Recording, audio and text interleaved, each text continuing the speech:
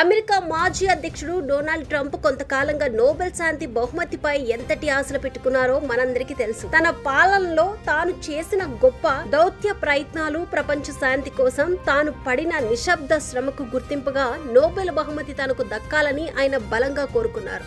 అందుకే ఎప్పుడు తనను తాను పొగుడుకుంటూ, నేను ప్రపంచ యుద్ధాలనే ఆపాను, ఎన్నో దేశాల మధ్య ఘర్షణలు ఆపేశాను, నాలాంటి దౌత్యవేత్త లేరు అంటూ తనకు తానే సర్టిఫికెట్లు ఇచ్చుకున్నారు. అయితే ఈ ఏడాది నోబెల్ శాంతి బహుమతిని వెనజువేలా ప్రతిపక్ష నాయకురాలు మరియా కొరినా మచాదోకు ప్రకటించడంతో ట్రంప్ తీవ్ర నిరాశకు లోనయ్యారు. ఈ నిరాశల్లో ఉన్న ట్రంప్నకు ఊహించని విధంగా ఒక అరుదైన సరికొత్త బహుమతి వచ్చి పడింది.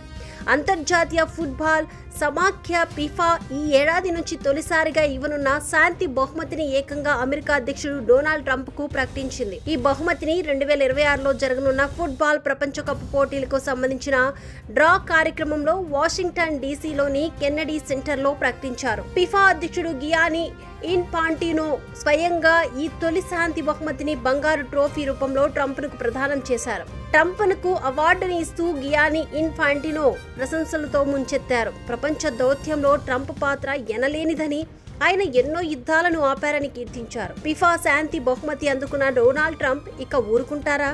ఇది తన జీవితంలో దక్కిన అతిపెద్ద గౌరవాల్లో ఒకటిగా ఆయన పేర్కొన్నారు. ఆ తర్వాత తన గురించి తాను చెప్పుకోవడం మొదలుపెట్టారు. అవార్డులు లేకపోయినా నేను లక్షలాది మంది ప్రాణాలను కాపాడాను. కాంగో శాంతి ఒప్పందమే అందుకు గొప్ప ఉదాహరణ అన్నారు ట్రంప్. కాంగో, రువాండా మధ్య జరిగిన హింసలో ప్రాణ నష్టాన్ని నివారించడానికి నేను గొప్ప చర్యలు చేపట్టాను. ఇది ఎంతో గర్వకారణమని ట్రంప్ చెప్పుకొచ్చారు. అంతేకాకుండా భారత్, పాకిస్తాన్ మధ్య అణుయుద్ధాన్ని కూడా నేనే ఆపాను. నా దౌత్యంతో ఎన్నో దేశాల మధ్య యుద్ధాలను ముగించాను.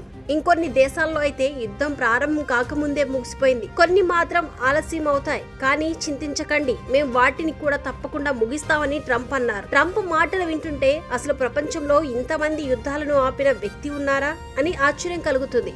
బహుశా ఆయన ఆపిన యుద్ధాల గురించి ఆయా దేశాల ప్రజలకు కూడా తెలిసి ఉండకపోవచ్చు. ఏదేమైనా నోబెల్ దక్కకపోయినా ఈ ప్రపంచ యుద్ధాలను ఆపిన ఘనతకు ఫిఫా శాంతి బహుమతి దక్కడం ట్రంప్ కు కొంత ఊరట కలిగించే విషయం. ఏదేమైనా ట్రంప్ కోరుకున్న శాంతి బాలుడు పథకం చివరికి ఫిఫా బంగారు ట్రోఫీ రూపంలో దక్కింది. తన దౌత్యంతో ప్రపంచ యుద్ధాలనే ఆపిన ఆయన ఫుట్బాల్ ప్రపంచాన్ని ఏకం చేసే ఫిఫా శాంతి ఐకాన్ గా మారారు. ట్రంప్ ప్రచార యుద్ధం చివరికి ఒక అవార్డును గెలిపించింది అనడంలో సందేహం లేదు.